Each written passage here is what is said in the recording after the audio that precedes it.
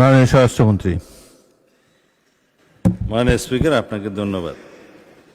আমি চাচ্ছিলাম না আসলে দাঁড়াতে, কিছু কথা রেকর্ডে রাখতে হবে, সেই জন্য দাঁড়ানো।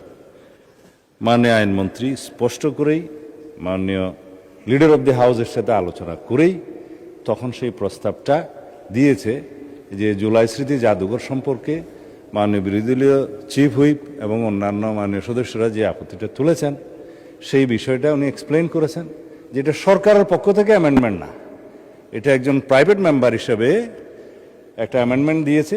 সেই অ্যামেন্ডমেন্টের উপরে ওনারা বক্তব্য রেখেছেন, এই পক্ষে আইনমন্ত্রীর বক্তব্য রেখেছে, কনসার্ন মিনিস্টার বক্তব্য রেখেছে, পাশ হয়েছে।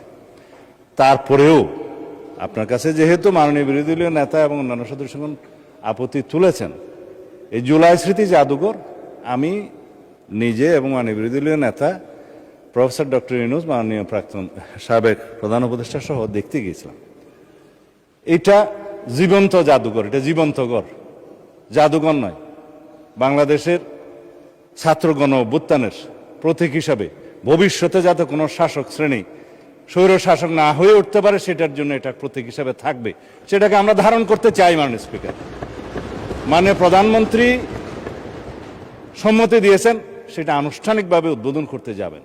এটাকে স্ট্রেনদেন করা দরকার, জাতির ইতিহাসকে ধারণ করা দরকার, এবং যাতে আর কোনো সময় হাসিনার মতো ফ্যাসিস্ট স্বৈর শাসক বাংলাদেশে উৎপত্তি না হয়, উৎপাদন না হয়, সেজন্য এই জাদুঘরকে আমরা সেভাবে সংরক্ষণ করতে চাই।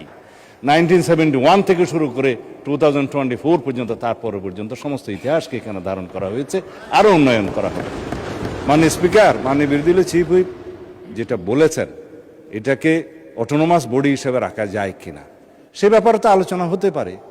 আমাদের শাহবাগ জাতীয় জাদুঘর সহ অন্যান্য জাদুঘর যেগুলো আছে সেটা কিভাবে পরিচালিত হয়, কিউরেটর কিভাবে থাকে। সাবেক একজন উপদেষ্টা গত ইন্টারিম গভর্নমেন্টের, তিনি খুবই পারদর্শী, সম্ভবত উনি এখনো কিউরেটর হিসেবে আছেন।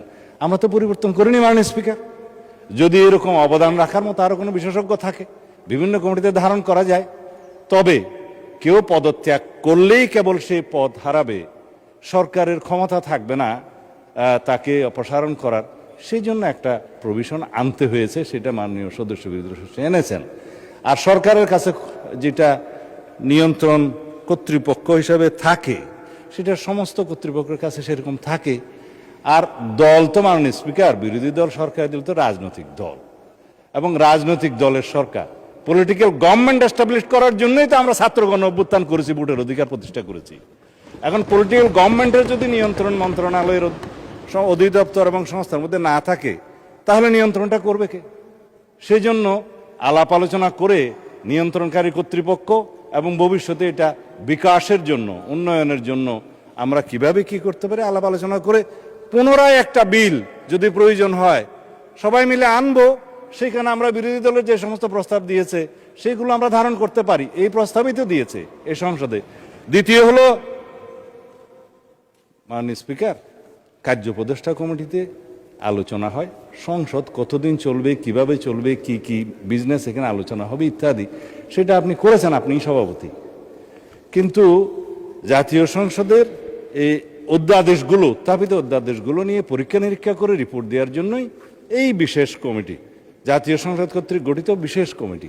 এখানে স্পষ্টতই কয়েকটা ভাগে সুপারিশ করা হয়েছে, যেটা আইনমন্ত্রী বললেন 16টা অধ্যাদেশের ব্যাপারে এখানে বলা হয়েছে এখনই বিল আকার উত্থাপন না করে যাচাই বাছাই করে অধিকতর শক্তিশালী করে নতুন বিল উত্থাপনের বিষয়ে সুপারিশ করা হয়েছে, এমন 16টি বিল।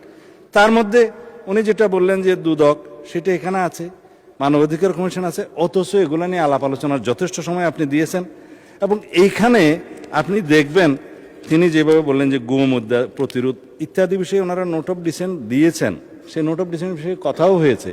কিন্তু বিলটা যখন আসবে তখন আলাপ আলোচনা করেই আসবে পরবর্তীতে, সেখানে ওনারা ওনাদের মতামত দিবেন, সংশোধনী দিবেন, আলাপ করব আমরা।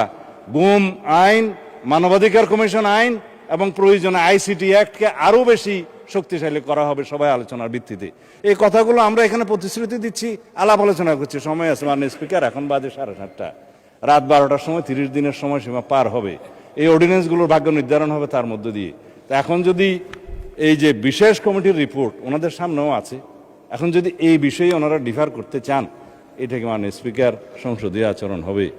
ধন্যবাদ মাননীয় স্পিকার।